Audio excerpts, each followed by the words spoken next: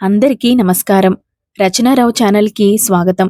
ఈ వీడియో చూసే ముందు ఒక లైక్ చేసి ఓం నమ శివాయ అని కామెంట్ చేయండి.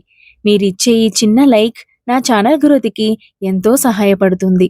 ఇక కథలోకి వెళదాము. శివుడే తన శక్తితో సృష్టించిన విలయంగా కాలభైరవుణ్ణి చెప్తారు. కాలాన్ని నియంత్రించే శక్తిగా కాలభైరవునికి పేరు. పరమేశ్వరుని సంపూర్ణ అవతారంగా శివపురాణం వివరించింది. అంత శక్తివంతమైనది కాలభైరవుని అవతారం. మనకు గడుస్తున్నటువంటి సమయం సరిగా లేనప్పుడు ఆ సమయాన్ని అనుకూలంగా చేసుకునేందుకు కాలభైరవుణ్ణి ఆరాధిస్తారు. సాక్షాత్తు శివుడే కొలువైన వారణాసికి కాలభైరవుడే క్షేత్రపాలకుడు. కాలభైరవుడి అనుమతి లేకుండా కాశీలో ఎవ్వరూ కూడా అడుగుపెట్టలేరు. కాలభైరవుడు సంతృప్తి చెందకపోతే ఎన్ని ప్రయత్నాలు చేసినా కాశీకి వెళ్ళలేము. ఈ కాలభైరవ స్వామి పుట్టుకకు సంబంధించిన ఆసక్తికరమైన కథ శివపురాణం ద్వారా తెలుస్తోంది. కాలభైరవుడు మహాశివుని ప్రత్యేక రూపం.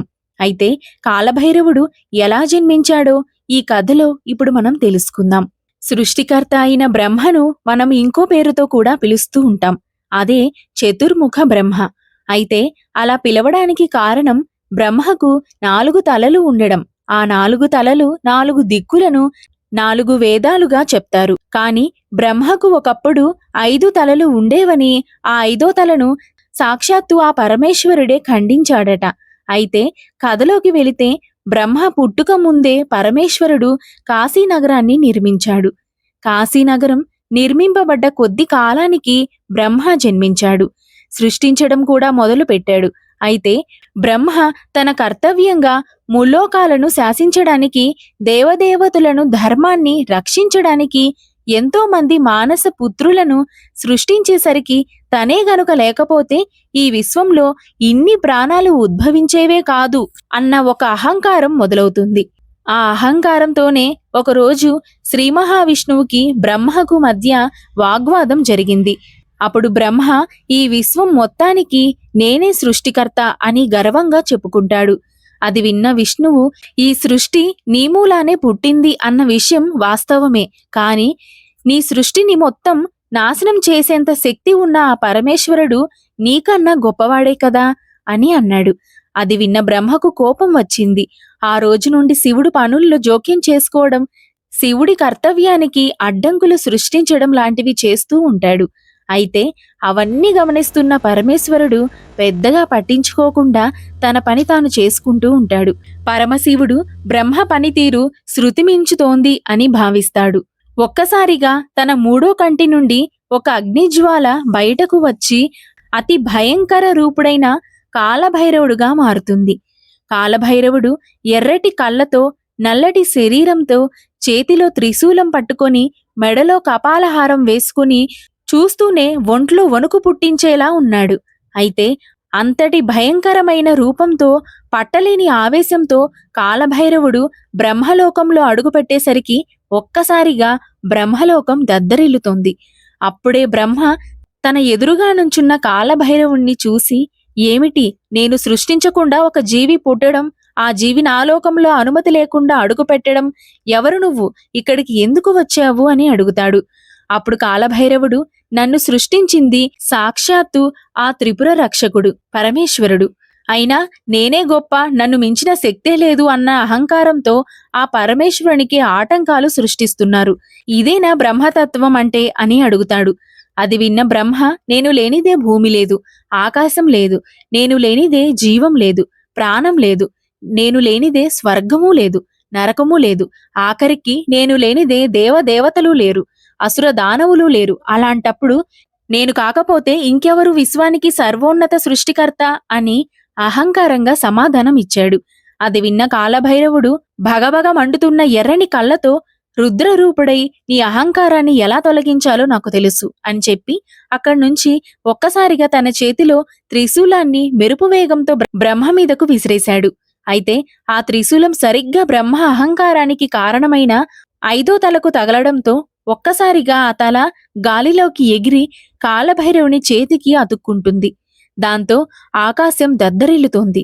ముల్లోకాలు కంపిస్తూ బ్రహ్మ అహంభావం తొలగిపోయి తాను చేసిన తప్పేంటో తెలుసుకుని ఇకపై తాను విశ్వ ప్రయోజనాల కోసం మాత్రమే పనిచేస్తానని, వ్యక్తిగత అహంభావాన్ని ప్రదర్శించను అని వాగ్దానం చేస్తాడు.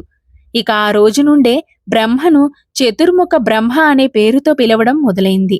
అయితే అది విన్న కాలభైరవుడు తన కర్తవ్యం పూర్తయింది అని అర్థం చేసుకొని తిరిగి పరమేశ్వరుడి దగ్గరికి వెళ్ళిపోతాడు. కాని వెళ్లే దారిలో తన చేతికి అంటుకొని ఉన్న బ్రహ్మ 5వ తలను విడిపించుకోవడానికి ఎంత ప్రయత్నించినా విడిపించుకోలేకపోతాడు. ఇక అదే విషయాన్ని పరమేశ్వరుడికి చెప్పినప్పుడు కాలభైరవుడు, నువ్వు చేసిన పని ధర్మం కోసమే, అయినప్పటికీ బ్రహ్మతలను ఖండించడం వల్ల నీకు బ్రహ్మహత్య పాతకం చుట్టుకుంది. అందుకే బ్రహ్మ కపాలం నీ చేతికి అతుక్కుపోయింది. ఈ పాతకం తొలగిపోవాలంటే నువ్వు 14 లోకాలను సంచరించాల్సి ఉంటుంది అని చెప్పాడు. అది విన్న కాలభైరవుడు శివునికి నమస్కరించి ఇక ఆ రోజు నుండి 12 సంవత్సరాల పాటు ఆ 14 లోకాలను సంచరిస్తూ ఎంతో మంది దేవదేవతలను, గంధర్వులను, ఋషులను కలుస్తూ అతి పవిత్రమైన పుణ్యక్షేత్రాలను దర్శించుకుంటూ చిట్ట చివరిగా ఆ పరమేశ్వరుడే భూమి మీద తన స్వహస్తాలతో నిర్మించిన కాశీనగరంలో అడుగుపెడతాడు.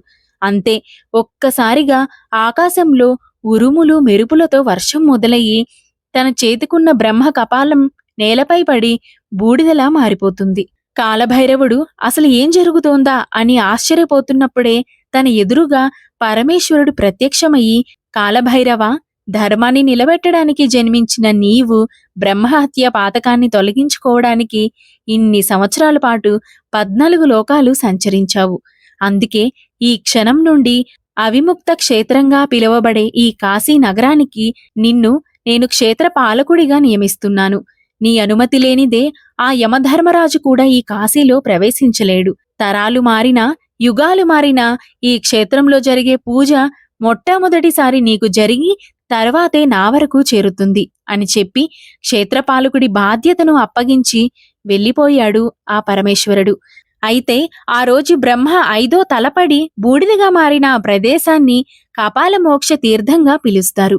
అక్కడే ఇప్పుడు మనం కాశీలో చూసే కాలభైరవుని ఆలయం నిర్మించబడి ఉంటుంది.